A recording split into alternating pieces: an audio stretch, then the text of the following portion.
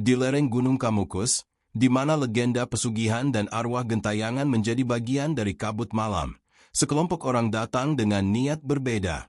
Ada yang mencari kekayaan, ada yang mencari jawaban, dan ada yang mencari penebusan. Namun, di antara kabut pekat, ada cahaya hitam yang menyala dari lentera tua, lentera yang konon menyimpan roh penjaga pesugihan. Mereka yang menatap cahayanya tak pernah kembali sama. Lentera di balik kabut. Kabut turun pelan di lereng Gunung Kamukus sore itu, menyelimuti pepohonan seperti selendang arwah. Dari kejauhan, suara adzan maghrib dari surau desa terdengar serak, terpotong-potong oleh angin lembab yang berembus dari jurang. Bagas Prasetyo, seorang jurnalis muda berusia 30 tahun, berdiri di tepi jalan tanah berkerikil, menatap ke arah puncak gunung yang tertutup awan kelabu. Ia datang bukan untuk berziarah, bukan pula untuk pesugihan seperti kebanyakan orang yang berbondong-bondong mendaki gunung ini di malam Jumat Pon. Ia datang membawa kamera, buku catatan, dan rasa penasaran yang nyaris membunuh logika. Redaksi tempatnya bekerja mengirimnya untuk menulis artikel investigasi berjudul Ritual Gelap di Gunung Kamukus, antara kepercayaan dan kutukan. Namun semakin lama ia menatap gunung itu, semakin ia merasa seolah sesuatu sedang menatap balik dari balik kabut. Di kaki gunung terdapat desa kecil bernama Ngrajegwetan, desa yang tampak biasa dari luar, rumah-rumah kayu dengan dinding anyaman bambu, suara ayam, dan anak-anak berlarian. Tapi ketika malam turun, suasana berubah drastis. Lampu-lampu minyak dinyalakan, dan orang-orang menutup pintu rapat-rapat. Tidak ada yang berani keluar setelah pukul 9. Karena arwah pesugihan berkeliaran, kata orang-orang. Bagas menyewa kamar di rumah Mbah Karto, juru kunci gunung yang konon sudah menjaga tempat itu sejak tahun 70-an. Lelaki tua itu kurus, berkulit legam, dengan mata tajam seperti menyimpan rahasia. Di dinding rumahnya tergantung foto-foto lama upacara sesajen, lentera tua dari besi berkarat, dan lukisan samar sosok wanita berambut panjang berdiri di tepi jurang. Mas Bagas, kata Mbah Karto sore itu sambil menyuguhkan kopi hitam. Kowe yakin arep nulis bab Kamukus? Ora kabeh rahasia ISO ditulis nganggo pena. Bagas, kamu yakin mau menulis tentang Kamukus? Tidak semua rahasia bisa ditulis dengan pena. Bagas tersenyum kecil. Saya cuma mau tahu, Mbah, tentang lentera hitam yang katanya menyala di malam tertentu. Apakah itu benar? Tatapan Mbah Karto berubah dingin. Lentera kui ora kanggo wong sing penasaran. Lentera kui kanggo wong sing disapa. Bagas mengernyit. Disapa? Maksudnya? Mbah Karto tidak menjawab. Ia bangkit pelan, berjalan ke pojok rumah, lalu membuka peti kayu tua. Dari dalamnya, ia mengeluarkan lentera besi kecil yang tampak sangat tua, warnanya hitam legam, seperti habis terbakar. Di permukaannya terukir simbol-simbol aneh, mirip aksara Jawa kuno tapi terdistorsi. Lentera iki ora ISO padam, katanya pelan. Apie ora saka minyak, tapi saka roh. Bagas menatapnya lama. Api kecil di dalam lentera berwarna merah darah, tidak bergoyang, tidak berasap. Tapi setiap kali ia mengedip, api itu seolah berpindah posisi. Kadang di tengah, kadang di pinggir, kadang malah terlihat seperti mata yang memandang balik. Dulu, lanjut Mbah Karto dengan suara serak, ada seorang lelaki bernama Sastro Wijaya. Dia pesugihan pertama di Kamukus. Ia menyalakan lentera ini untuk memanggil Nyai Sukma, arwah penjaga kekayaan. Tapi setelah 7 kali ritual, Nyai Sukma menagih tumbal, jiwa anak kandungnya sendiri. Sejak itu, setiap keturunan Sastro selalu diburu cahaya lentera iki. Suasana rumah hening. Di luar, kabut mulai merayap ke halaman. Suara jangkrik lenyap. Bagas meneguk kopinya yang sudah dingin. Mbah, saya ingin menulis kebenarannya, supaya orang tahu bahwa semua ini mungkin cuma legenda. Mbah Karto menatapnya dalam-dalam. Yen mung legenda, Kenapa lentera iki isi urip nganti saiki? Kalau cuma legenda, kenapa lentera ini masih hidup sampai sekarang? Bagas tak menjawab. Ia hanya menatap lentera itu lebih dekat, dan pada pantulan kacanya, ia melihat sesuatu yang membuat darahnya dingin. Bayangan wajah wanita berambut panjang berdiri tepat di belakangnya, padahal tak ada siapapun di sana. Ia menoleh cepat. Kosong. Hanya Mbah Karto di sudut ruangan. Api lentera berkedip. Mas Bagas, kata Mbah Karto lirih, malam ini Jumat Pon. Kabut bakal turun luwih kentel. Yen nyala lentera iki tambah padang, artine arwahe wis tangi. Malam ini Jumat Pon. Kabut akan turun lebih tebal. Kalau lentera ini makin terang, artinya arwahnya sudah bangun. Bagas tidak bisa tidur malam itu. Dari kamarnya, ia mendengar suara gamelan samar dari arah gunung, diikuti bisikan perempuan memanggil namanya dengan lembut namun mengerikan. Bagas, anakku. Ia menutup telinganya, tapi suara itu malah muncul di dalam kepalanya. Di luar jendela, kabut menekan kaca seperti asap hidup. Dan di kejauhan, di tengah lembah yang hitam pekat, tampak satu cahaya merah menyala perlahan. Sebuah lentera yang bergerak naik ke arah puncak. Dan di bawah sinar lentera itu, terlihat siluet perempuan berambut panjang berjalan pelan di antara kabut. Bagas tahu, esok pagi ia harus mendaki ke sana. Karena apapun yang tersembunyi di Gunung Kamukus, kini telah memanggil namanya. Jalan ke puncak arwah. Pagi di Gunung Kamukus datang dengan matahari yang pucat, seolah enggan menyingkap sisa kabut malam. Udara dingin menggigit tulang. Bagas berdiri di depan rumah Mbah Karto, menatap puncak gunung yang tampak samar di kejauhan. Ia belum sepenuhnya pulih dari malam sebelumnya. Mimpi-mimpi ganjil masih membekas di kepalanya, terutama wajah wanita yang memanggil namanya dari dalam kabut. Dari kejauhan, suara motor menderu mendaki jalan tanah. Dua orang muncul dari balik tikungan. Rina, rekan sesama jurnalis, dan Tomo, kameramen lapangan. Rina mengenakan jaket coklat dan scarf hitam. Wajahnya tegas namun matanya tampak sedikit cemas. Tomo, berperawakan besar dan penuh semangat, menenteng tripod dan tas kamera. Bagas, aku kira kau udah balik ke Solo, seru Tomo sambil menepuk bahunya. Redaksi minta kita ambil gambar di sekitar puncak.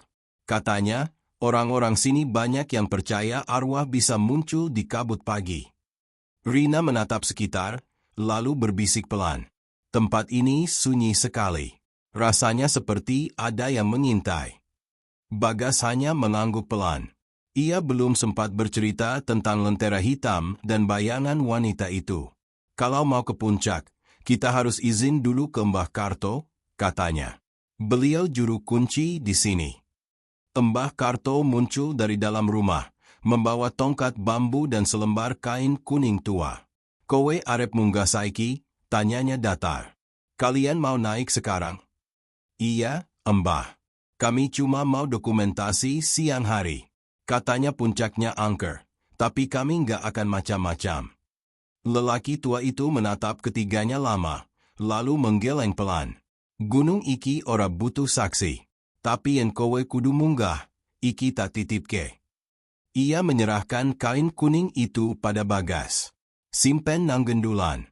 Yen kabut tiba-tiba nyelimuti, tutup sirah nganggo iki. Simpan di tasmu. Kalau kabut tiba-tiba turun, tutupi kepala dengan kain ini. Mereka bertiga mulai mendaki. Jalan setapak di antara pohon jati dan bambu basah oleh embun. Suara daun kering berderak di bawah sepatu, diselingi desah napas yang berat. Burung-burung diam. Angin hanya berhembus pelan, membawa aroma tanah lembab bercampur bunga kenanga, bau khas sesajen. Di kilometer pertama, mereka melewati batu cacing. Batu besar memanjang seperti tubuh ular. Di sekelilingnya terdapat sisa-sisa dupa dan wadah sesaji yang menghitam terbakar. Tomo mendekat dan menyorotkan kamera. Gila, ini beneran banyak bekas ritual. Ada rambut, kain merah, bahkan foto-foto orang. Rina menutup hidung. Kenapa harus foto orang? Seperti ritual pemanggilan. Bagas menatap batu itu lama. Ada sesuatu yang aneh, permukaannya terasa hangat, seolah menyimpan api di dalam. Ia teringat ucapan Mbah Karto malam sebelumnya, lentera kui ora kanggo wong sing penasaran. Lentera kui kanggo wong sing disapa. Siapa yang sebenarnya telah disapa? Perjalanan makin menanjak. Kabut mulai turun pelan-pelan, menghapus batas antara pohon dan langit. Jam di pergelangan tangan Bagas menunjukkan pukul 11 siang, tapi cahaya yang menembus hutan terasa seperti senja. Mereka berhenti di sebuah mata air kecil untuk beristirahat. Airnya bening, mengalir di antara batu-batu berlumut. Ketika Tomo menyalakan rokok, Rina menatap tajam. Matikan. Jangan sembarangan di tempat begini. Tomo tertawa kecil. Ayolah, Rin. Kita cuma di gunung, nggak usah lebay. Tapi belum sempat api rokok menyala, suara lirih terdengar dari balik pepohonan. Jangan bakar sesuatu. Ketiganya menoleh serempak. Tak ada siapapun di sana. Hanya kabut yang semakin tebal, menelan pandangan. Suara itu terdengar lagi, lebih dekat, seperti napas di telinga mereka. Jangan bakar, aku. Tomo menjatuhkan koreknya dan mundur. Siapa itu? Jangan bercanda, Rin. Aku nggak ngomong apa-apa, sahut Rina cepat, wajahnya pucat. Tiba-tiba, dari balik kabut, muncul bayangan perempuan berpakaian putih berjalan perlahan di antara pepohonan. Rambutnya panjang sampai menyentuh tanah, wajahnya tertutup. Langkahnya pelan tapi pasti menuju arah mereka. Bagas berdiri terpaku. Ia mengenali siluet itu, persis seperti yang dilihat di pantulan lentera semalam. Lari, teriaknya. Mereka bertiga berlari menembus kabut. Jalan setapak berbelok tajam, menurun, lalu naik lagi. Suara langkah di belakang mereka terdengar lembut tapi cepat, seperti seseorang melayang tanpa menjejak tanah. Tomo terjatuh, kameranya terpental. Ia memungutnya dengan tangan gemetar. Begitu mereka berhenti di sebuah tanah lapang kecil, bayangan itu menghilang. Hening, hanya suara napas mereka yang tersisa. Bagas, Rina berbisik lirih, apa yang kau lihat semalam sebenarnya? Bagas menghela napas panjang. Sesuatu, seperti arwah wanita. Dan Mbah Karto bilang, ada lentera yang menyimpan roh pesugihan. Mungkin ini panggilannya. Rina memejamkan mata, mencoba menenangkan diri. Kalau benar begitu, kita harus hati-hati. Gunung ini bukan cuma tempat orang mencari kaya, tapi tempat roh-roh haus tumbal. Tomo menatap layar kameranya. Ia menelan ludah. Gila, kalian harus lihat ini. Mereka berdua mendekat. Di layar, tampak rekaman beberapa menit terakhir, ketika kabut mulai menebal. Di antara kabut itu, jelas terlihat sosok perempuan bergaun putih berdiri sangat dekat di belakang Bagas, padahal tak ada siapapun di sana. Dan lebih mengerikan lagi, di dadanya menyala api kecil berwarna merah, seperti lentera. Kabut semakin tebal. Udara jadi dingin menggigit. Suara gamelan samar terdengar dari arah atas gunung, seolah mengundang. Bagas menatap puncak di kejauhan. Di sana, di antara kabut, terlihat kilau merah redup. Lentera itu menyala lagi. Mau atau tidak, katanya dengan suara bergetar, kita harus sampai di puncak. Aku harus tahu apa yang sebenarnya dipanggil oleh cahaya itu. Rina memegang tangannya, kuat. Kalau kau gila, aku ikut gila. Tapi jangan tinggalkan kami. Mereka bertiga melanjutkan pendakian. Kabut kini seperti dinding hidup. Suara gamelan makin jelas, disertai langkah kaki banyak orang, padahal tak ada siapapun di sekitar. Kadang mereka mencium bau dupa, kadang bau darah.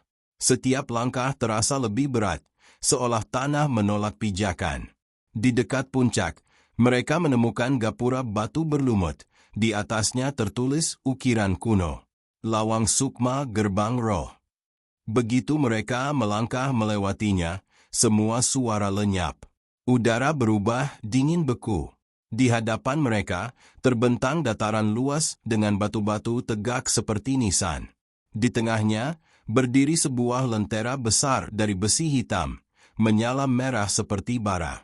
Lentera itu tampak sama persis dengan milik Mbah Karto, hanya saja lebih besar, dan di sekitarnya mengalir asap hitam seperti napas makhluk hidup. Bagas melangkah pelan mendekat. Rina menahan lengannya. Tunggu. Ada sesuatu di dalamnya. Mereka menatap ke arah kaca lentera. Dari balik nyala merah itu, tampak wajah wanita, cantik tapi pucat, dengan mata hitam pekat dan bibir tersenyum getir. Ia menatap langsung ke arah Bagas, lalu bibirnya bergerak tanpa suara.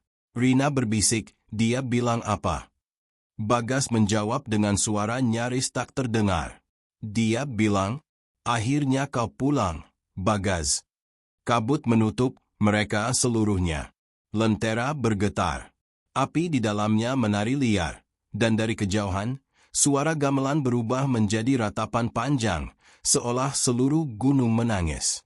Kabut di puncak Gunung Kamukus menebal hingga jarak pandang hanya sejengkal. Angin berembus tanpa arah, membawa bisikan yang terdengar seperti nyanyian lama, nyanyian tentang perjanjian, tumbal, dan kekayaan yang lahir dari darah. Lentera hitam di tengah batu-batu tegak itu masih menyala. Apinya merah menyala seperti darah yang baru menetes dari luka. Bagas berdiri terpaku di hadapan lentera itu. Suaranya tercekat di tenggorokan. Rina menggenggam tangannya erat, sedangkan Tomo menyorotkan kamera dengan tangan gemetar. Dalam kaca lentera, wajah wanita itu masih tampak, cantik namun menyeramkan. Rambut panjangnya berayun seiring hembusan kabut. Matanya hitam penuh lubang, seolah menyimpan kedalaman tanpa dasar. Siapa kau? Tanya Bagas pelan, walau dalam hatinya ia tahu nama itu. Wajah di dalam lentera tersenyum. Dari bibirnya mengalir suara yang bukan suara manusia, tapi bergema di kepala mereka bertiga. Aku Nyai Sukma, penunggu kekayaan, penjaga darah keturunan Sastro. Nama itu membuat Bagas terhenyak. Ia menatap lentera dengan mata melebar. Sastro Wijaya, lelaki yang pertama kali melakukan pesugihan di sini. Nyai Sukma tersenyum lebih lebar. Ya, dan darahnya masih mengalir di tubuhmu, Bagas. Darah Bagas seolah berhenti mengalir. Dunia mendadak hening. Ia menatap Rina dan Tomo, tapi keduanya tampak terkejut bukan main. Rina berbisik, Bagas, apa maksudnya? Kau, keturunan pesugihan itu. Aku nggak tahu, jawab Bagas terbata. Keluargaku memang berasal dari daerah ini, tapi... Tiba-tiba lentera bergetar hebat. Api merahnya memercik keluar, menjelat udara, lalu membentuk pusaran kecil di atas batu. Dari pusaran itu muncul asap pekat yang berputar cepat, lalu menggumpal menjadi sosok samar, tubuh perempuan bergaun putih dengan rambut menjuntai panjang. Nyai Sukma keluar dari lentera. Wajahnya kini nyata di depan mereka. Indah, tapi dingin seperti batu kubur. Sudah lama aku menunggu cucu darah pertama. Kau datang dengan cahaya yang sama, lentera memanggilmu. Tomo mundur beberapa langkah. Bagas, ini nggak normal. Kita harus pergi. Tapi tanah di bawah mereka bergetar. Batu-batu di sekitar meneteskan darah hitam dari retakannya. Angin berhembus membawa bau anyir dan dupa terbakar. Suara gamelan dari kejauhan berubah cepat, seperti ritme upacara yang semakin intens. Rina memegangi kepalanya. Aduh, suara itu masuk ke kepalaku. Tubuh Rina mendadak kaku. Matanya terbalik, putih semua. Dari mulutnya keluar suara berat, bukan suaranya sendiri. Suara wanita tua, parau dan menyeramkan. Anak dari darah Sastro telah kembali. Tumbal baru akan sempurna malam ini. Rina, teriak Bagas, mencoba memegang bahunya, tapi tubuh gadis itu terasa panas seperti bara. Rina menatapnya dengan mata putih, lalu tertawa pelan. Kau pikir bisa menolak darah sendiri, Bagas? Darahmu telah menulis takdirmu. Tomo berusaha menarik Rina menjauh, tapi tubuhnya terdorong kuat hingga terjatuh ke tanah. Lentera hitam bergetar lagi, dan dari dalamnya keluar api kecil yang melayang-layang di udara, mengitari Rina seperti bintang merah. Setiap kali api itu berputar, tubuh Rina bergetar keras, mulutnya berkomat-kamit, mengucap mantra dalam bahasa yang asing. Bagas teringat ucapan Embah Karto, "Yen nyala lentera tambah padang, artine arwahe wis tangi." Dan kini nyala itu sudah bukan sekadar terang. Ia menelan seluruh puncak gunung dengan warna merah darah. Dari dalam kabut, muncul suara langkah kaki banyak orang. Samar-samar tampak puluhan bayangan manusia berjalan mendekat. Tubuh mereka setengah transparan, mengenakan kain kafan robek. Mereka membawa lentera-lentera kecil, masing-masing menyala dengan api hitam. Arwah para pelaku pesugihan. "Lihat mereka," kata suara dari dalam tubuh Rina. "Mereka datang menjemputmu, pewaris pertama. Kau akan membuka perjanjian baru." Bagas memundurkan langkah, tapi tanah di bawahnya retak, terbuka seperti mulut. Dari retakan itu keluar tangan-tangan hitam berlendir yang berusaha menarik kakinya. Ia berteriak dan meronta, tapi tangan itu makin kuat. Tomo menendang tanah itu, membantu menarik Bagas. "Cepat, jangan lihat ke lentera." Namun Bagas justru menatapnya. Di dalam nyala lentera, ia melihat bayangan ayahnya, Slamet Prasetyo, duduk di sebuah ruangan gelap, dikelilingi lilin dan sesaji. Wajahnya penuh ketakutan. "Bagas," suara ayahnya terdengar dari balik lentera. "Jangan ulangi kesalahan kami." Cahaya lentera memudar sesaat, lalu meledak dengan percikan api merah. Nyai Sukma menjerit, dan tubuh Rina terhempas ke tanah. Kabut berputar liar. Arwah-arwah di sekeliling mereka lenyap dalam sekejap, hanya menyisakan aroma busuk dan hawa dingin menusuk. Bagas memeluk Rina, yang kini terbaring lemas. Tomo menatap sekeliling dengan panik. Apa yang baru saja terjadi? Rina membuka mata perlahan. Pupus putih di matanya hilang, tapi air mata mengalir deras. "Aku melihat semuanya. Bagas, perempuan itu. Nyai Sukma, dia terperangkap di lentera karena dosa manusia. Tapi dia tidak bisa mati sebelum darah keturunan pertama menyerahkan diri." Bagas terdiam. Dunia di sekitarnya seolah berhenti. Ia merasa seolah semua udara tersedot dari paru-parunya. "Kalau begitu," katanya pelan, "dia ingin aku menjadi tumbalnya." Rina mengangguk pelan, suaranya gemetar. "Ya, tapi aku lihat sesuatu lagi, di bawah batu cacing, ada sumur tua. Di sana darah pesugihan pertama masih disimpan. Kalau darah itu dibersihkan, kutukan mungkin bisa diputus." Bagas memejamkan mata, berusaha mencerna semua itu. Tapi sebelum ia sempat berbicara, tanah di sekitar mereka kembali bergetar. Lentera besar di tengah batu itu retak. Dari dalamnya keluar sinar merah menyilaukan, membentuk wajah Nyai Sukma yang kini menjerit marah. "Tidak. Tidak ada yang bisa memutus perjanjian ini. Darah harus dibayar darah." Lentera pecah. Api merah membentuk pusaran besar yang menyedot kabut di sekitarnya. Bagas, Rina, dan Tomo berlari menuruni jalur puncak. Angin berhembus begitu kencang hingga hampir menjatuhkan mereka. Suara arwah bergema, berbisik nama Bagas berulang kali dari segala arah. Mereka terus berlari hingga mencapai batu cacing lagi. Di sana, udara lebih dingin, tapi lentera merah di puncak masih tampak menyala samar. Rina jatuh tersungkur, tubuhnya lemas. "Kita harus cari sumur itu sebelum malam tiba." Tomo membantu mengangkatnya. "Kau yakin sumur itu benar-benar ada?" Rina mengangguk. "Aku melihatnya saat kerasukan. Ada simbol di batu ini, lihat." Ia menunjuk pada ukiran tua di sisi batu cacing. Simbol berbentuk lingkaran dengan garis patah di tengahnya. Ketika Bagas mengusap permukaan batu, sebagian tanah runtuh, dan sebuah lubang kecil terbuka, gelap dan dalam. Dari dalamnya keluar angin panas bercampur aroma besi berkarat. Sumur pesugihan, bisik Bagas. Mereka bertiga menatap lubang itu dengan ngeri. Dari dasar sumur terdengar suara gemericik, seperti air, tapi setiap tetesnya berwarna merah. Dan di sela suara itu, terdengar lagi bisikan lembut namun mengancam. Satu darah belum cukup, satu jiwa harus kembali. Bagas menatap ke bawah, lalu memejamkan mata. Ia tahu, untuk mengakhiri semua ini, ia harus menelusuri sumur itu.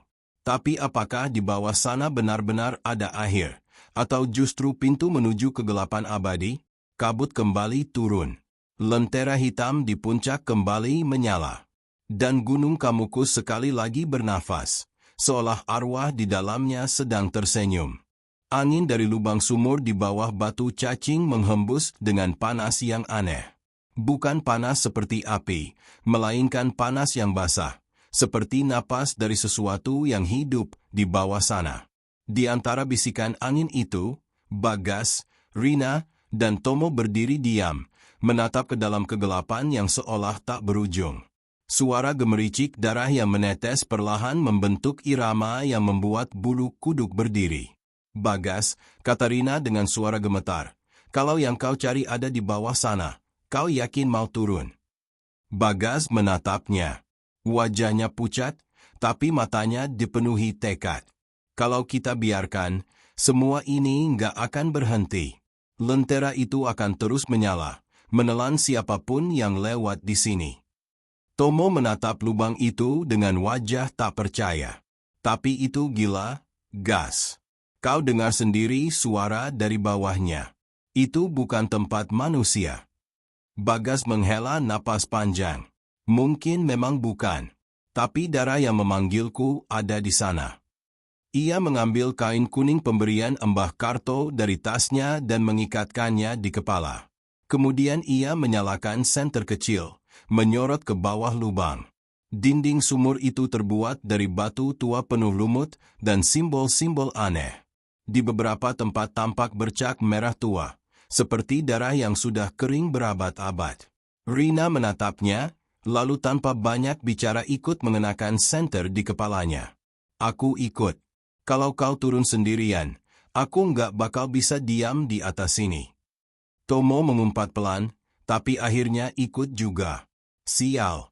Kalau ada yang mati, aku mau jadi yang pertama keluar. Mereka menuruni sumur itu dengan tali yang dibuat dari gabungan beberapa tali kamera dan harnes yang dibawa Tomo. Semakin dalam mereka turun, udara makin panas dan pengap. Bau logam dan tanah basah memenuhi hidung. Dinding sumur terasa lembek seperti daging. Kadang Bagas merasa seolah batu itu berdenyut pelan di bawah tangannya. Setelah sekitar 15 meter, mereka sampai di dasar. Sinar senter menembus ruang sempit menyerupai lorong batu. Lantai dipenuhi genangan cairan merah gelap, bukan air, tapi darah yang mengental. Setiap langkah menimbulkan suara plak-plak yang menjijikkan. Ya Tuhan, bisik Tomo, menyorot dinding. Di sana tergantung belasan tulang manusia. Beberapa masih terbungkus kain kafan, beberapa sudah tinggal tengkorak. Di antara tulang itu, terukir tulisan-tulisan kuno yang tampak seperti doa atau perjanjian. Bagas mendekat ke salah satu ukiran. Tangannya gemetar saat mengusap tulisan itu. Ia membaca keras-keras, pelan. Sastro berkahi, Sukma Enja, darah dadi cahya. Sastro diberkati, Sukma menjaga, darah menjadi cahaya. Cahaya, lentera, gumamnya. Ini asalnya. Lentera itu menyala dari darah pesugihan pertama. Rina menatapnya ngeri. Jadi semua arwah yang terbakar di lentera itu, sebenarnya darah manusia. Bagas mengangguk pelan. Mungkin juga termasuk darah ayahku. Tiba-tiba suara tawa perempuan menggema di lorong, lembut, namun menembus tulang. Lentera hitam kecil di tangan Bagas, yang dibawa dari rumah Mbah Karto, mulai bergetar. Api merah di dalamnya menyala tanpa sebab. Suara itu berkata, "Kau menemukan asal cahaya, Bagas. Tapi bisakah kau memadamkannya?" Dari ujung lorong, muncul kabut tebal yang menggulung masuk. Dalam kabut itu tampak sosok Nyai Sukma. Tubuhnya melayang, gaunnya basah oleh darah. Ia menatap mereka dengan senyum getir. Darah ini lahir dari perjanjian. Sekali menyala, tak bisa padam tanpa tumbal baru. Bagas menggenggam lentera di tangannya. "Kalau begitu, aku akan memadamkannya dengan darahku sendiri." Rina berteriak, "Tidak, kau gila." Tomo menatap mereka, keringat dingin membasahi wajah. "Kau pikir bunuh diri akan menghentikan arwah itu? Bagas, itu yang mereka mau." Tapi Bagas tak mendengar. Ia melangkah maju, mendekati genangan darah di tengah lorong. Lentera di tangannya bergetar semakin kuat. Cahaya merahnya memancar ke seluruh dinding, membuat tulisan kuno di batu seolah hidup. Nyai Sukma melayang mendekat, suaranya berubah lembut, menggoda. "Ya, cucu sastro, darahmu akan menutup perjanjian lama. Tapi setelah itu, aku bebas." Bagas berhenti. Kata "bebas" bergema di kepalanya seperti racun. Ia menatap lentera itu dalam-dalam. Di dalam nyalanya, ia melihat bayangan arwah-arwah yang terperangkap, wajah-wajah menderita, menatapnya minta tolong. Dan di antara mereka, ia melihat sosok ayahnya lagi. "Jangan percaya padanya," suara ayahnya terdengar dari dalam api. "Dia bukan penjaga, tapi pemangsa." Bagas menggertakkan gigi. Ia menoleh ke Rina. "Aku punya rencana. Kau percaya padaku?" Rina menatapnya tanpa ragu. "Selalu." "Kalau aku bilang, sekarang, siramkan air dari botol itu ke lentera. Itu air dari sumber di kaki gunung, kan? Air dari dunia atas bisa melawan darah dunia bawah." Rina mengangguk cepat. Tangannya siap di botol. Bagas menatap Nyai Sukma. "Kau mau darahku? Baik. Tapi kau akan tenggelam di dalamnya." Ia menorehkan pisau kecil di telapak tangannya, membiarkan darah menetes ke lentera. Api merah langsung membesar, tapi bukannya menyala. Lentera itu bergetar liar, menjerit seperti manusia kesakitan. Nyai Sukma berteriak marah, tubuhnya memanjang, wajahnya berubah seperti tengkorak yang menyala. "Sekarang, Rina." Rina membuka botol air dan menyiramkannya ke lentera. Begitu air menyentuh api merah itu, terdengar suara desis keras. Lentera mengeluarkan cahaya putih menyilaukan. Angin panas berhembus dari segala arah, menampar wajah mereka. Suara gamelan yang tadinya samar kini berubah kacau, seperti ribuan arwah berteriak. Tomo menutup telinganya. "Apa yang kau lakukan, Bagas?" Lentera di tangan Bagas pecah. Dari dalamnya keluar semburan asap hitam pekat yang membentuk bayangan raksasa wajah Nyai Sukma. Menjerit terakhir kalinya sebelum meledak menjadi butiran cahaya hitam yang berhamburan ke seluruh ruang. Lalu hening. Darah di lantai perlahan mengering. Tulang-tulang di dinding mulai berubah menjadi abu. Udara yang semula panas menjadi dingin dan tenang. Lorong itu mulai runtuh perlahan. Rina berlari menarik Bagas. "Ayo, tempat ini akan runtuh." Mereka bertiga berlari ke arah tali dan memanjat keluar. Di atas, kabut masih tebal, tapi kini warna merahnya menghilang, digantikan kabut putih yang menenangkan. Begitu mereka berhasil naik, suara retakan besar terdengar dari bawah. Sumur itu ambruk, menutup rapat seperti tak pernah ada. Bagas terbaring di tanah. Napasnya tersengal. Lentera di tangannya telah padam, tapi dari dalamnya masih keluar asap tipis berwarna hitam. Ia menatapnya lemah. Subah berakhir. Namun saat Rina memeriksa lentera itu, matanya melebar. Di kaca yang retak, muncul kilau kecil, sebutir cahaya merah yang berdenyut perlahan, seperti jantung yang masih berdetak. Tomo memutar kameranya, merekam lentera itu tanpa sadar. "Lihat, dia masih hidup." Kabut kembali turun perlahan, menutupi tubuh mereka bertiga. Dari kejauhan, suara gamelan kembali terdengar, sangat lembut, nyaris seperti bisikan di telinga. Perjanjian belum selesai, darah masih berhutang. Bagas memejamkan mata. Ia tahu, meskipun lentera itu padam di dunia nyata, sesuatu di dalamnya masih menunggu, sesuatu yang belum benar-benar mati. Dan di bawah reruntuhan sumur pesugihan, di kedalaman bumi Gunung Kamukus, seberkas cahaya merah menyala kembali, menandakan bahwa kutukan darah belum selesai, dan arwah yang menunggu tumbal berikutnya telah membuka matanya. Tumbal dari selatan. Kabut belum juga hilang meski fajar sudah naik. Sinar matahari di lereng Gunung Kamukus tampak redup, seperti tertahan oleh tabir tipis yang menutup langit. Bagas duduk bersandar pada batu besar, tubuhnya gemetar, luka di tangannya belum berhenti berdarah. Lentera hitam yang retak kini disimpan di dalam kain kuning, terikat kuat di dalam ransel. Rina duduk di sampingnya, wajahnya masih pucat. Sementara Tomo sibuk memutar ulang rekaman di kameranya. Tapi setiap kali ia melihat hasilnya, video itu bergetar sendiri, seperti ada tangan lain yang ikut memegang lensa. "Lihat ini," kata Tomo pelan. Ia menunjuk layar kecil kamera. Dalam rekaman, Bagas terlihat menorehkan tangannya dan lentera menyala. Tapi di belakang Bagas, tampak bayangan tinggi berwujud perempuan bergaun merah, berdiri tegak di tengah lorong. Rina menelan ludah. Itu Nyai Sukma. Namun Bagas hanya memandang layar itu dengan mata kosong. Kalau begitu, berarti dia belum pergi. Ia berdiri perlahan. "Kita harus turun lagi." Rina menatapnya dengan marah. "Kau gila, Bagas. Sumur itu sudah runtuh. Kalau kita ke sana lagi, kita semua bisa mati." Bagas tidak menjawab. Ia berjalan beberapa langkah ke arah kabut, lalu berhenti. "Aku bisa merasakannya. Lentera ini belum padam. Nyai Sukma tak butuh tubuh lagi, tapi butuh pengganti, tumbal baru." Tomo mendecak. "Tumbal? Jangan bilang." "Ya," potong Bagas pelan. Dia mencari darah yang sepadan. Sebelum siapapun sempat menjawab, suara dari kejauhan terdengar. Suara lonceng kecil dan langkah kaki berat.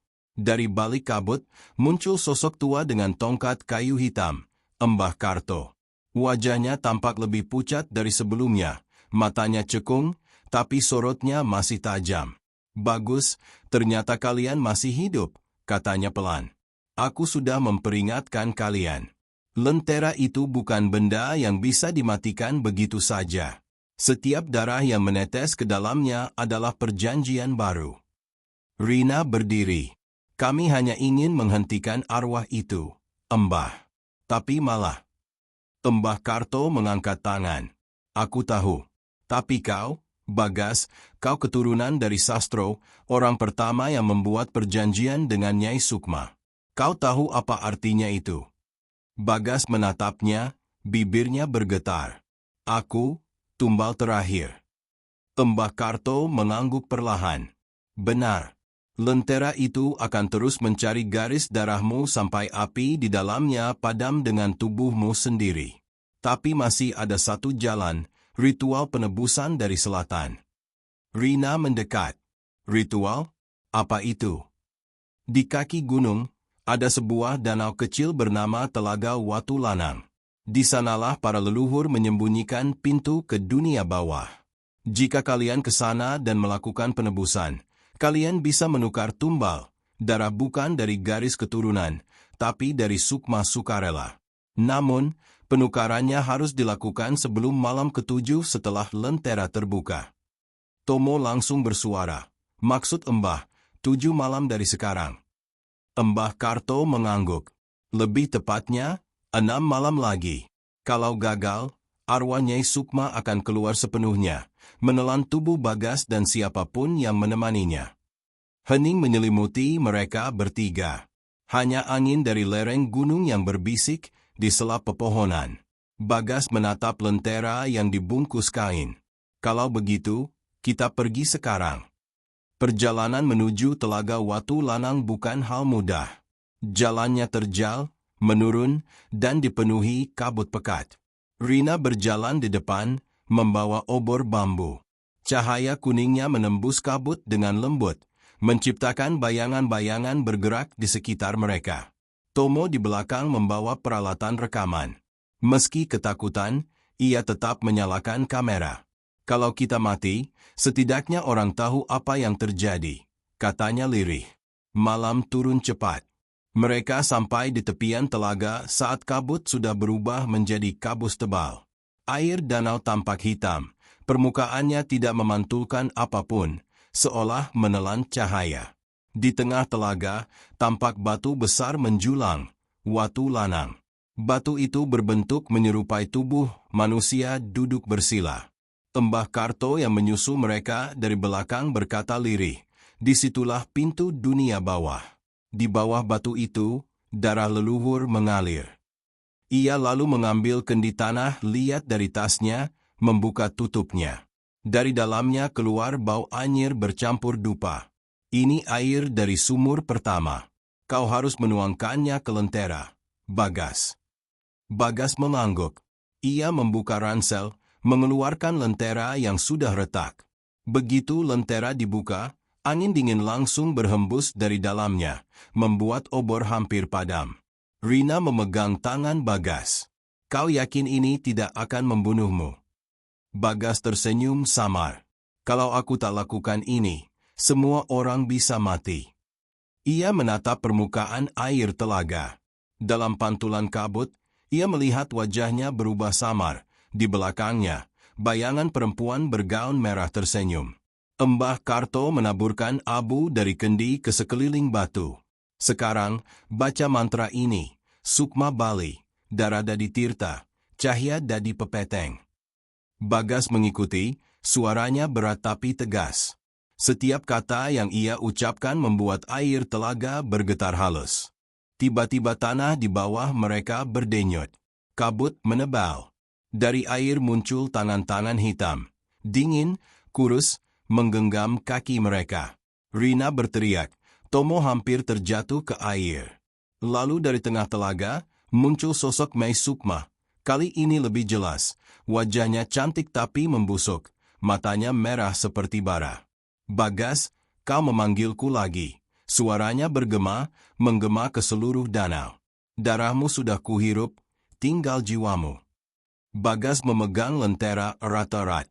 Aku tahu kau ingin bebas, tapi tidak dengan darahku. Nyai Sukma tertawa, suaranya seperti gamelan rusak.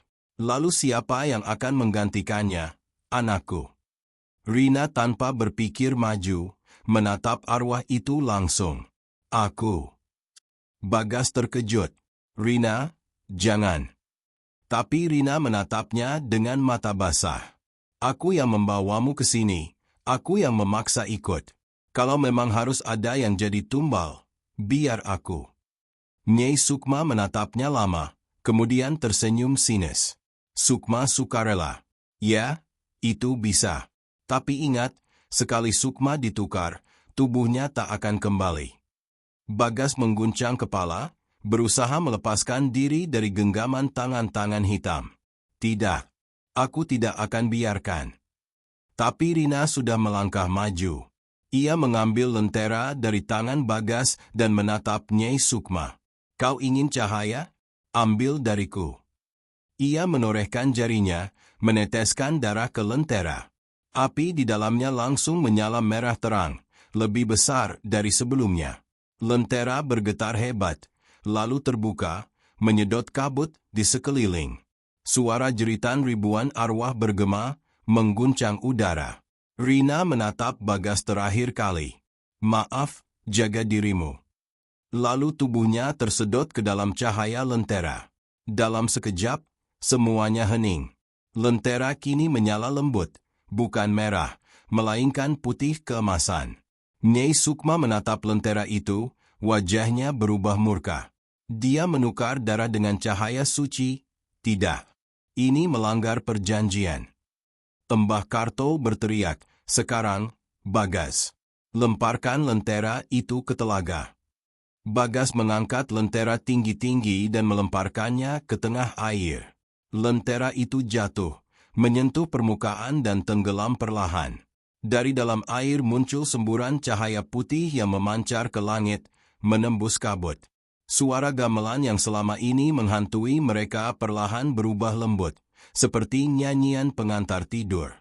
Kabut perlahan sirna. Air telaga kembali tenang. Tomo jatuh berlutut, wajahnya pucat. Dia benar-benar pergi. Bagas menatap air lama sekali. Ya, katanya pelan. Tapi tidak sepenuhnya. Mbah Karto menatap langit dengan mata basah. Arwah Nyai Sukma kini terkurung di cahaya Rina. Tapi ingat, anak muda, setiap cahaya punya bayangan.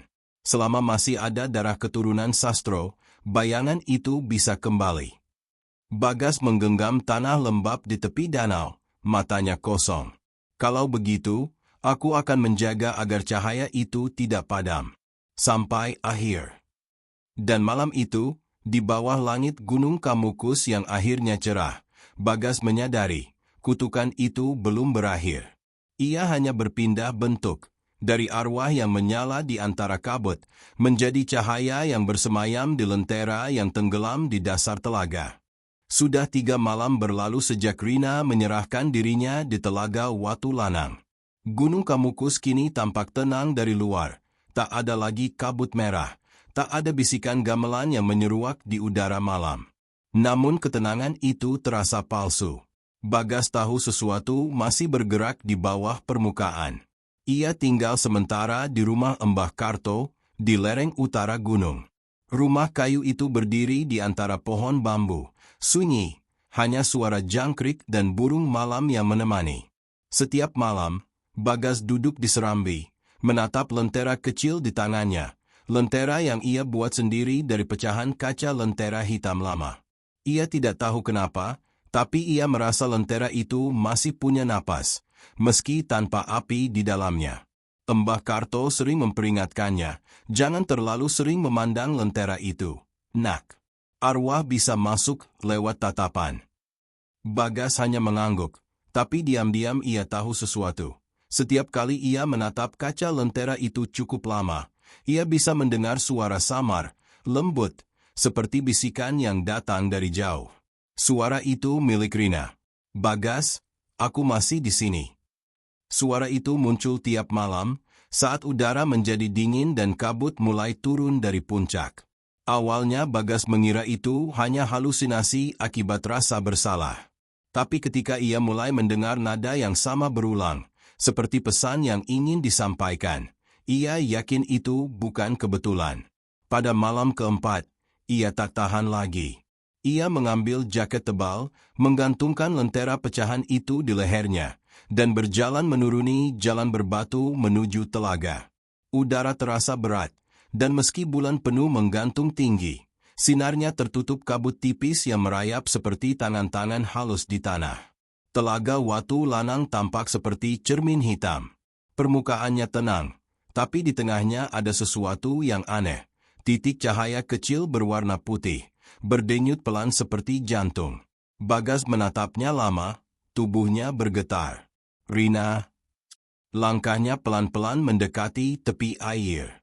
Ia jongkok, memandangi pantulan wajahnya di air, dan di balik pantulan itu, muncul wajah Rina. Pucat, tapi lembut. Bagas, suara itu lirih. Aku di sini, tapi aku tidak sendiri. Air bergetar halus. Dari dasar telaga, muncul bayangan hitam samar, seperti sosok perempuan berambut panjang yang melingkari Rina dalam pantulan air. Nyai Sukma. Bagas terkejut, mundur 1 langkah, tapi suaranya Rina menahannya. Jangan takut. Aku menahannya, tapi tak lama lagi dia akan bebas. Lentera putih itu mulai retak. Retak. Bagas memandang lentera di lehernya. Sekilas ia melihat garis tipis di kaca. Apa maksudmu? Dia mencoba masuk ke dunia atas lagi, jawab Rina. Dan satu-satunya jalan dia bisa bebas adalah lewat darahmu, Bagas. Karena sekarang kau satu-satunya keturunan yang masih hidup. Bagas memejamkan mata, tangannya menggenggam tanah basah. Lalu apa yang harus kulakukan? Suara Rina semakin pelan, seolah terbawa arus. Temukan batu Pandita di puncak selatan. Di sanalah arwah bisa disegel kembali. Tapi hati-hati, seseorang sudah membantunya bangkit. Siapa? Namun sebelum jawabannya datang, permukaan air beriak keras. Cahaya putih di tengah telaga tiba-tiba meledak kecil, menyebarkan percikan seperti kilat mini. Angin dingin berhembus, dan suara Rina menghilang. Yang tersisa hanyalah gema tawa pelan, suara Nyai Sukma, yang kini terdengar semakin jelas. Kau pikir bisa menyegelku 2 kali, Bagas? Lentera bukan satu-satunya rumahku. Kabut menebal mendadak, menutup pandangan. Bagas berlari mundur, tapi dari balik kabut ia melihat bayangan seseorang berdiri di seberang telaga. Bukan Nyai Sukma, melainkan manusia. Bayangan itu membawa lentera merah, menyala di tengah kabut. Tubuhnya kurus, mengenakan jubah abu-abu, wajahnya tertutup topeng kayu. Ia menatap Bagas tanpa bicara, lalu menunduk dan menenggelamkan lentera merah itu ke dalam air. Begitu api menyentuh air, telaga bergolak keras. Dari dalam muncul asap tebal dan bau darah yang tajam. Bagas menjerit, "Hei, siapa kau?" Tapi sosok itu hanya menatap sebentar, lalu menghilang di balik kabut. Keesokan harinya, Bagas kembali ke rumah Embah Karto dalam keadaan lelah. Ia menceritakan semuanya. Embah Karto mendengarkan dengan wajah tegang. Topeng kayu, jubah abu-abu, itu pasti Punggawa Selatan. Punggawa Selatan, tanya Bagas. Orang yang dulu jadi tangan kanan Sastro, leluhurmu, jawab Embah Karto pelan. Dialah yang pertama kali menyalakan lentera dengan darah korban. Waktu Sastro mati, dia menghilang di hutan Kamukus, membawa sebagian kekuatan Nyai Sukma. Aku kira dia sudah lenyap berabad-abad. Bagas mengerutkan dahi. Berarti dia yang mencoba membangkitkannya kembali. Ya, kata Embah Karto. Dan kalau dia sudah menyalakan lentera merah di telaga, maka segel Rina sudah mulai retak. Kau hanya punya 2 pilihan. Biarkan dia lepas dan dunia atas diselimuti kabut arwah, atau kau hadapi dia di batu Pandita.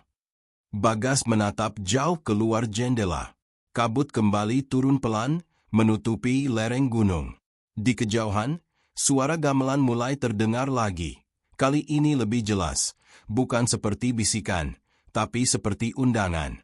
Kalau begitu, katanya akhirnya, aku akan ke puncak selatan. Kalau harus berakhir, biarlah di sana. Embah Karto mengangguk perlahan, tapi matanya tampak sedih. Pergilah malam ini. Tapi ingat, jangan bawa lentera itu tanpa doa. Api bisa makan jiwa kalau tak dikendalikan. Malam pun datang. Bagas mendaki jalur menuju puncak selatan sendirian. Langit berwarna kelabu, bulan tertutup awan. Semakin tinggi ia naik, udara makin dingin dan kabut makin tebal. Di tengah perjalanan, ia mendengar langkah kaki lain mengikuti. Tomo, panggilnya pelan. Dari balik pepohonan, muncul sosok sahabatnya, dengan kamera tergantung di leher. Wajahnya letih tapi matanya menyala. Kalau kau pikir aku biarkan kau mati sendirian, kau salah besar, katanya. Bagas tersenyum tipis. Kau tahu ini bukan film dokumenter lagi, kan? Tomo tertawa hambar. Justru karena itu, kalau kita mati, biar arwah tahu siapa yang mereka hadapi. Mereka berdua terus mendaki. Setelah 1 jam, kabut mulai menipis. Di depan mereka, berdiri sebuah dataran batu raksasa berbentuk lingkaran. Di tengahnya, berdiri batu besar menjulang dengan ukiran kuno, batu Pandita. Tapi mereka tidak sendirian. Sosok berjubah abu-abu dengan topeng kayu berdiri di sisi batu itu, lentera merah di tangan. Api lentera berkobar seperti darah cair. Di bawah kakinya, tanah retak, dan dari celahnya keluar uap hitam pekat. Bagas, suara dari balik topeng itu berat dan parau. Kau datang, seperti leluhurmu dulu. Waktu berulang. Darah tetap sama. Bagas melangkah maju. Aku tidak datang untuk berulang, tapi mengakhiri. Punggawa Selatan tertawa kecil.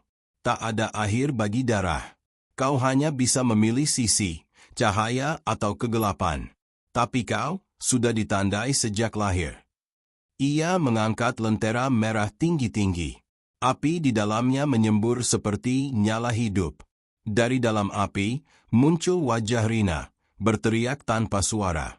Bagas menjerit, lepaskan dia. Tidak bisa, kata Punggawa Selatan tenang. Dia kini penuntun arwah. Lentera putihmu hanya sementara. Dia sudah jadi jembatan. Bagas menggenggam pecahan lentera putih di dadanya. Cahaya kecil di dalamnya mulai menyala samar, merespons lentera merah itu. Ia tahu, di dalam sana, Rina masih melawan. Rina, teriaknya. Kalau kau bisa dengar aku, lawan dia. Kau bukan miliknya. Tanah bergetar keras. Batu Pandita memancarkan cahaya biru dari ukirannya. Lentera putih di dada Bagas pecah. Tapi dari pecahan itu keluar cahaya yang menembus dada Bagas sendiri. Dalam sekejap, tubuhnya bersinar, dan suara Rina terdengar jelas di telinganya. Bagas, aku di sini. Aku bisa melihatmu. Ia tersenyum samar. Maka mari kita akhiri ini bersama. Ia mengangkat tangannya, menatap Punggawa Selatan. Kau mau darah sastro? Ambil semuanya.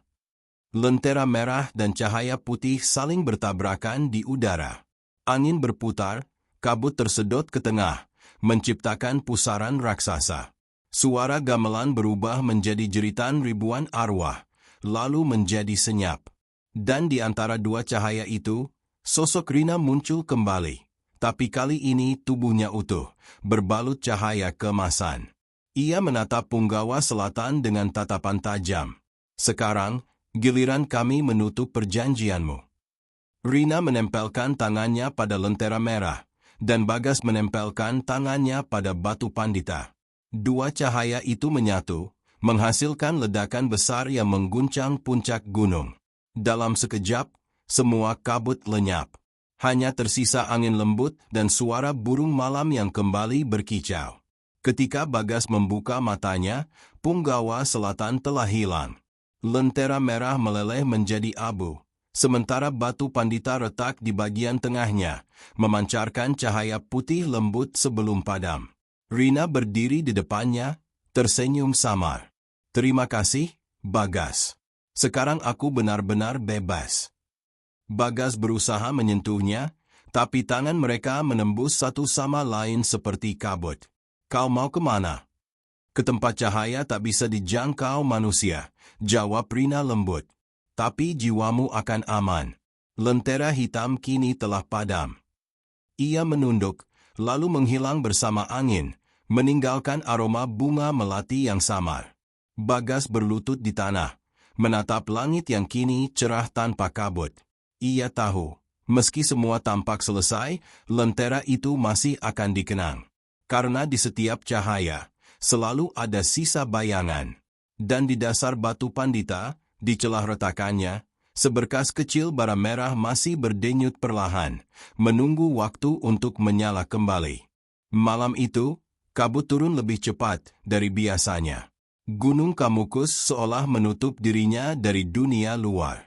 Jalan setapak menuju puncak hanya diterangi cahaya lentera tua yang dibawa oleh Arga, kini redup dan berkedip seperti menahan napas terakhirnya. Angin membawa aroma kemenyan yang tajam, bercampur bau besi karat dan sesuatu yang lebih busuk, seperti daging yang membusuk di udara lembab. Arga berjalan tertatih, dengan pakaian yang kini penuh lumpur dan darah kering. Di belakangnya, Sinta masih mengikuti, wajahnya pucat, matanya kosong, seperti jiwanya sudah separuh tertinggal di lembah tadi. Mereka tidak lagi berbicara. Setelah kejadian di Gua Lentera, ketika mereka melihat arwah Kisuro, penjaga lama Gunung Kamukus, tak ada kata yang bisa menggambarkan apa yang mereka alami. Namun lentera itu, entah bagaimana, tetap menyala. Nyala kecil, berwarna biru kehijauan, bergetar di dalam kaca retak, seolah di dalamnya ada sesuatu yang hidup. Arga, suara Sinta lirih memecah keheningan. Kau dengar itu? Arga menoleh. Dari dalam lentera terdengar suara lirih, bukan seperti angin, bukan juga api. Itu seperti bisikan manusia. Lembut, panjang, dan berulang. Kembalikan, nyala itu. Sinta menjerit kecil dan mundur beberapa langkah. Arga menatap lentera itu lekat-lekat. Wajahnya penuh keringat dingin. Siapa kau? Serunya gemetar. Lentera bergetar, dan tiba-tiba api di dalamnya membesar, menelan warna biru menjadi merah menyala. Dari dalam kaca yang buram, tampak bayangan wajah tua, matanya cekung, bibirnya bergerak meski tanpa suara. Wajah itu, wajah Ki Suro. Suara itu kembali, lebih jelas kali ini.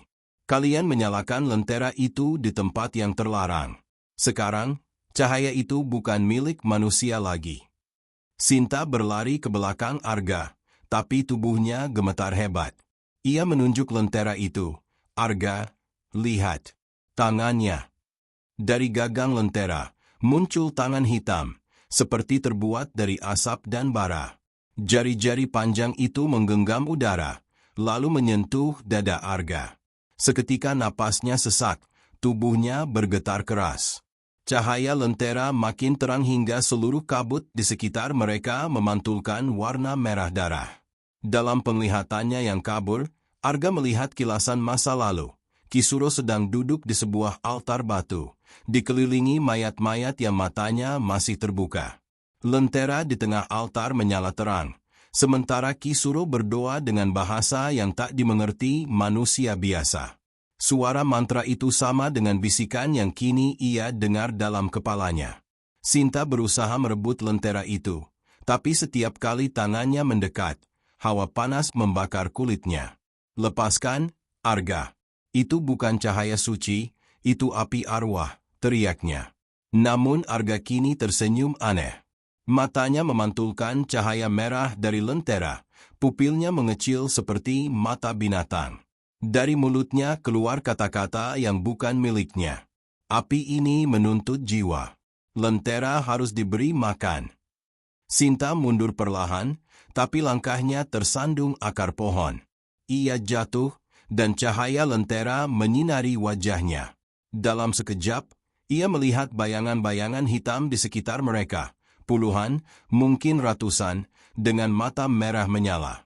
Mereka melingkar, menatap keduanya tanpa suara. Arga melangkah mendekati Sinta, membawa lentera di depan dada. Satu nyala lagi, katanya dengan suara rendah. Satu jiwa terakhir untuk menutup perjanjian. Sinta menatapnya, berlinang air mata. Arga, kau sadar siapa aku? Untuk sesaat, lentera redup. Wajah Arga berubah, antara sadar dan gila, matanya bergetar. Sinta, suaranya pecah. Tapi bayangan hitam di sekeliling mereka berbisik bersama-sama. Suaranya seperti ribuan angin. Beri makan, beri nyala, beri akhir. Lentera menyala lagi dengan kekuatan mengerikan. Api di dalamnya memanjang, menembus kaca dan menyambar ke arah tanah. Dari api itu muncul bentuk manusia yang utuh namun tanpa wajah. Seluruh tubuhnya terbuat dari cahaya merah. Sosok itu menunjuk ke arah Arga dan Sinta. Jika kau tak memberi, maka lentera akan mengambil, kata sosok itu tanpa suara, hanya bergetar dalam udara. Sinta menatap Arga sekali lagi, lalu perlahan berdiri. Ia melangkah ke arah lentera dengan tangan gemetar, lalu menatap mata Arga yang kini basah oleh air mata dan api. Kalau begitu, biarkan aku yang menutupnya, katanya lirih. Ia menggenggam lentera itu dengan kedua tangannya. Arga menjerit, mencoba merebutnya, tapi terlambat. Lentera pecah dalam genggaman Sinta, api merah meledak ke langit, menembus kabut. Cahaya itu begitu terang hingga menerangi seluruh lereng gunung. Dan kemudian, segalanya sunyi. Ketika Arga membuka matanya, ia sudah sendirian. Lentera telah hilang. Hanya tersisa abu hitam yang masih hangat di tanah, dan di tengah abu itu, cincin Sinta tergeletak, setengah meleleh. Ia menatap cincin itu lama, lalu memungutnya dengan tangan gemetar. Dari kejauhan, terdengar bisikan terakhir dari arah kabut. Nyala sudah padam, tapi arwah masih menunggu. Arga berlutut, menangis di antara kabut yang mulai turun lagi. Namun ketika ia menatap bayangan gunung di kejauhan, di puncaknya terlihat cahaya merah kecil, berkedip seperti lentera yang tak mau padam. Dan dari jauh, terdengar tawa lirih perempuan. Tawa Sinta. Lentera kedua di puncak Kamukus. 3 malam telah berlalu sejak Sinta menghilang bersama nyala lentera itu. Kabut di Gunung Kamukus semakin tebal, dan suara burung-burung malam lenyap seolah seluruh alam menahan napas. Arga masih bertahan di lereng, di gubuk bambu tua peninggalan penduduk yang sudah lama pergi. Ia tak berani turun gunung, entah karena takut atau karena ada sesuatu yang menahannya di sini.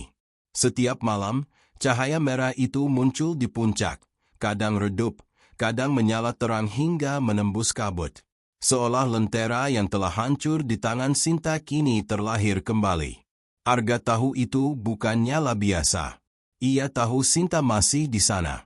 Atau sesuatu yang menyerupai Sinta.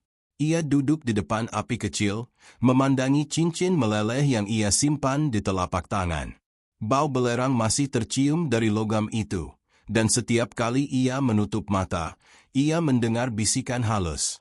"Barga, kembalilah ke puncak." Awalnya ia mencoba menolak. Namun malam keempat, kabut turun begitu pekat hingga seluruh lembah hilang dari pandangan. Lalu dari arah puncak terdengar suara gamelan. Pelan, namun jelas. Irama tembang Jawa kuno yang dulu sering dinyanyikan dalam upacara pesugihan. Irama itu disertai langkah kaki banyak orang, teratur, ritmis, menuju ke bawah. Arga berdiri. Tangannya gemetar, tapi kakinya melangkah sendiri, seolah diikat oleh mantra yang tak kasat mata. Ia membawa obor bambu, menapaki jalur berbatu yang kini licin oleh embun. Setiap langkah terasa seperti menapaki nadi bumi yang berdetak pelan. Di tikungan pertama, ia melihat sesuatu. Bayangan orang-orang berderet, berpakaian putih lusuh, wajahnya pucat. Mereka berjalan beriringan, membawa lentera kecil di tangan kanan. Setiap lentera menyala dengan warna yang berbeda. Ada merah, biru, hijau, bahkan ungu. Arga bersembunyi di balik batu besar, menahan napas. Tapi salah satu dari mereka berhenti. Wajahnya menghadap langsung ke arah Arga, Sinta. Namun wajah itu bukan wajah manusia lagi. Matanya kosong, berisi cahaya merah, dan bibirnya bergerak tanpa suara. Ia menatap Arga lama, kemudian mengangkat lentera di tangannya. Lentera itu identik dengan milik Arga dahulu, hanya saja nyalanya lebih pekat, seperti api neraka yang tak padam. "Kau menyalakan yang pertama," katanya perlahan. "Kini, nyala kedua menunggu di puncak. Dan setelah itu, semua akan hidup kembali." Arga tak sanggup menjawab. Ia hanya menatap, matanya basah, tapi tubuhnya beku. Ketika barisan arwah itu kembali bergerak ke atas, Arga mengikuti dari jauh. Ia tahu, jika ia berhenti sekarang, kabut itu akan menelannya hidup-hidup. Perjalanan menuju puncak Kamukus bukanlah perjalanan biasa malam itu. Pohon-pohon jati di sepanjang lereng tampak menunduk, rantingnya seperti tangan yang ingin menggenggam. Setiap langkah disertai suara bisikan yang sama, kadang lirih, kadang keras. Lentera kedua, nyala arwah, tumbal belum genap. Di tengah perjalanan, Arga melihat bekas altar batu yang dulu menjadi tempat Ki Suro melakukan ritual. Di sana kini tergeletak benda-benda aneh, potongan rambut, kain kafan terbakar, dan mangkuk berisi darah kering. Di tengah altar, terpasang lentera besar yang belum menyala. Tubuhnya hitam legam dengan ukiran kuno menyerupai naga memakan ekornya sendiri. Ketika ia mendekat, lentera itu bergetar, dan udara di sekitarnya menjadi dingin membeku. Kabut menebal hingga Arga tak bisa melihat jarak lebih dari 1 langkah. Lalu terdengar suara dari dalam lentera. Suara yang serak tapi penuh wibawa. Kau datang membawa nyala yang pertama. Sekarang, lepaskan jiwamu untuk yang kedua. Tiba-tiba tanah di bawahnya bergetar. Dari kabut muncul bayangan Kisuro, tubuhnya utuh tapi transparan. Ia berjalan mengitari altar, memegang tongkat kayu hitam yang ujungnya menyala merah. Di belakangnya, arwah Sinta mengikuti dalam diam. Kisuro, kata Arga lirih. Apa yang kau inginkan dariku? Kisuro tersenyum samar.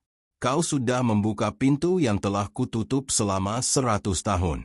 Lentera pertama adalah kunci. Lentera kedua adalah tubuh. Lentera ketiga, ia berhenti, menatap Arga dalam-dalam.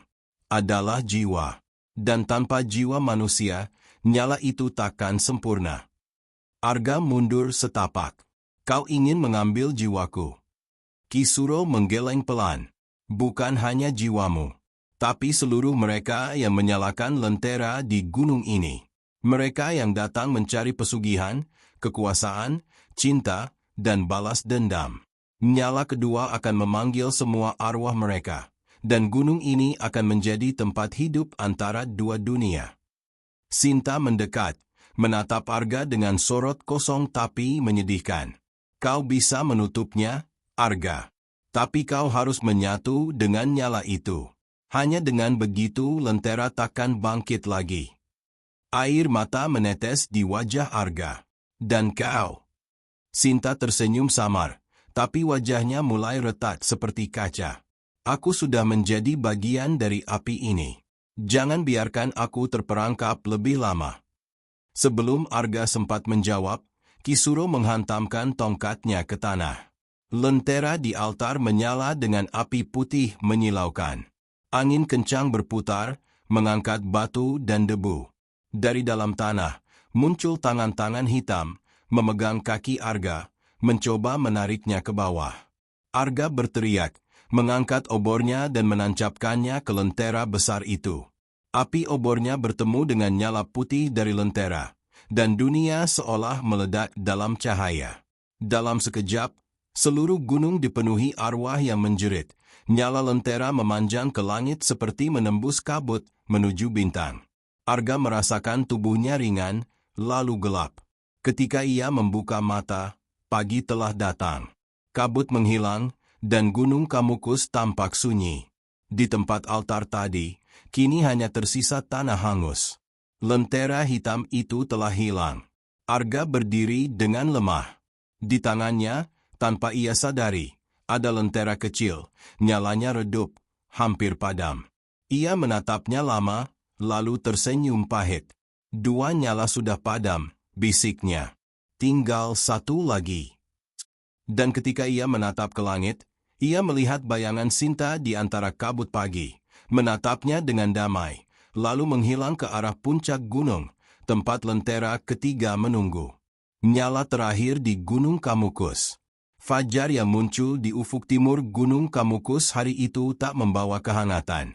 Langit berwarna kelabu, seolah mentari enggan menatap puncak yang masih diselimuti kabut tipis. Di bawah langit yang pucat itu, Arga berdiri sendirian di jalan setapak terakhir menuju puncak tertinggi, tempat disebut-sebut sebagai Pasarean Tua, lokasi peristirahatan arwah Kisuro dan para pengikutnya.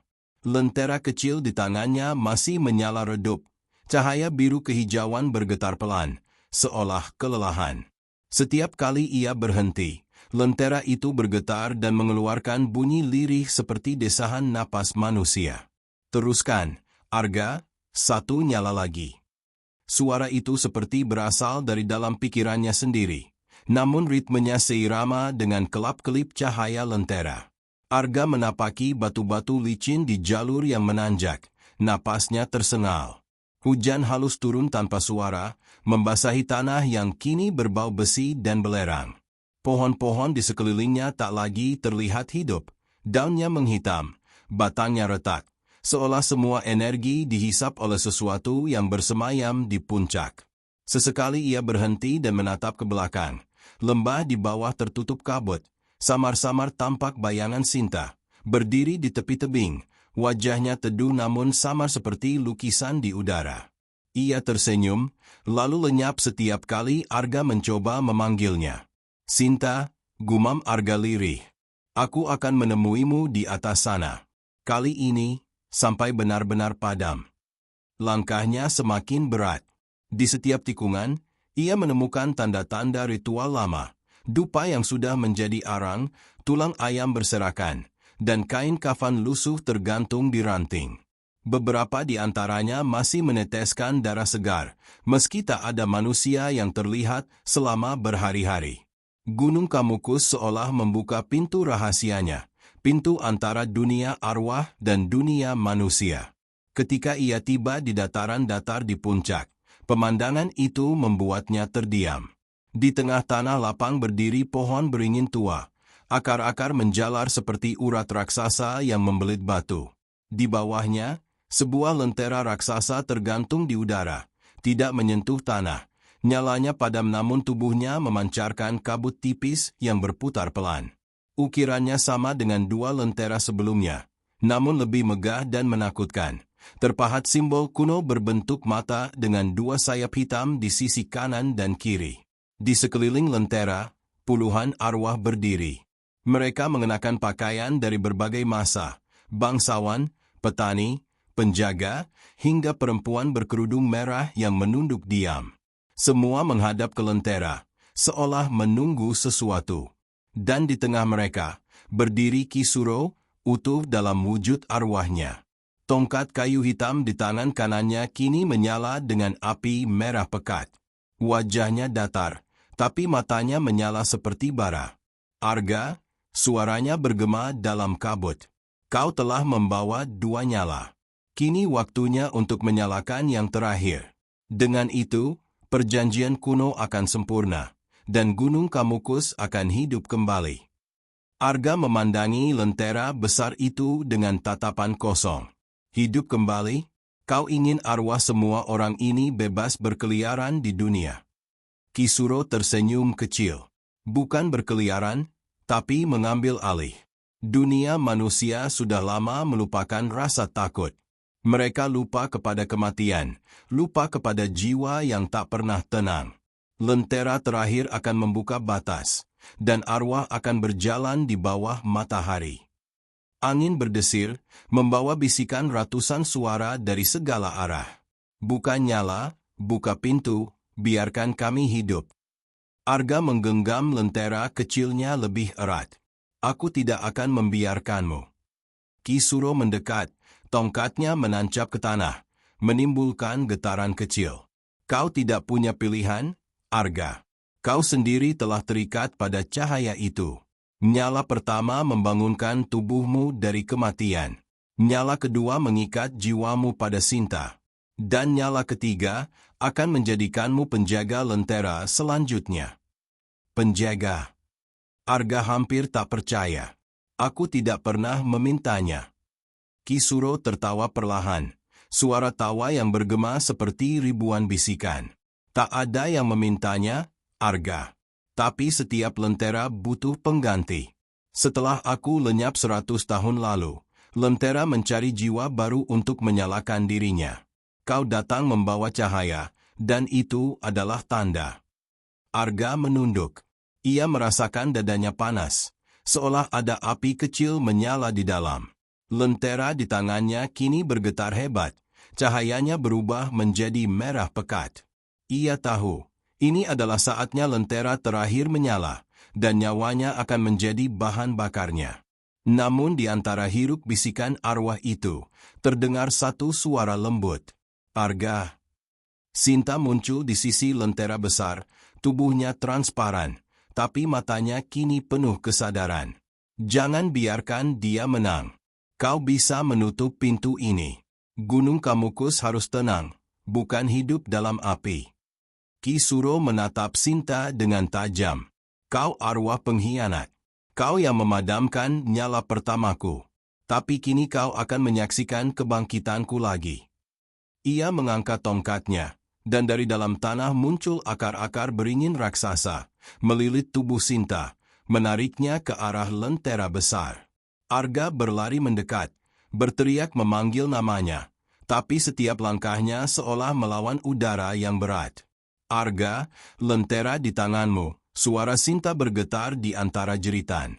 Hancurkan lentera itu, padamkan nyalanya, maka yang ketiga tak akan pernah hidup. Arga menatap lentera kecilnya. Nyala merah di dalamnya berdenyut seperti jantung, memanggilnya untuk menyalakan lentera besar. Tapi di dalam nyala itu, ia melihat bayangan Sinta, tersenyum dalam cahaya biru masa lalu. Air mata jatuh di pipinya. Ia berlari menuju lentera besar, mengangkat lentera kecil di tangannya tinggi-tinggi. Kisuro berteriak, "Berani kau hancurkan lentera itu, maka dunia arwah akan mengutuk namamu selamanya." Namun Arga hanya menjawab, "Lebih baik kutukan, daripada melihat dunia tenggelam dalam api." Ia menghantamkan lentera kecil itu ke tubuh lentera besar. Ledakan cahaya terjadi, tak berwarna merah, bukan pula biru, tapi putih menyilaukan yang menelan seluruh puncak gunung. Suara arwah menjerit bersamaan, langit bergemuruh, tanah bergetar seperti nadi yang pecah. Dalam cahaya itu, Arga melihat wajah Sinta tersenyum damai. Lentera besar retak, mengeluarkan suara seperti kaca yang patah. Dari dalamnya keluar ribuan titik cahaya kecil, terbang ke langit, menyebar seperti kunang-kunang di fajar. Ketika semuanya berakhir, Gunung Kamukus sunyi. Tak ada kabut, tak ada suara, tak ada arwah. Di bawah beringin yang kini mengering, hanya tersisa abu hitam, dan di tengahnya, lentera kecil yang sudah padam.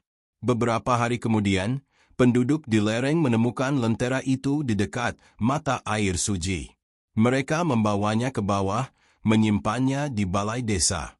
Lentera itu tak pernah menyala lagi, tapi pada malam tertentu, ketika kabut turun tebal dan angin berhembus dari puncak, orang-orang bersumpah melihat cahaya biru lembut di dalamnya, dan mendengar suara perempuan berbisik. Arga sudah tenang. Gunung Kamukus tertidur kembali. Dan begitu kisah lentera hitam. Ketika arwah menyala di antara kabut Gunung Kamukus berakhir. Namun di antara bayangan pepohonan puncak, kadang masih terlihat siluet seseorang berdiri, membawa lentera padam di tangannya. Menunggu. Mungkin Arga. Mungkin Kisuro yang menunggu giliran berikutnya.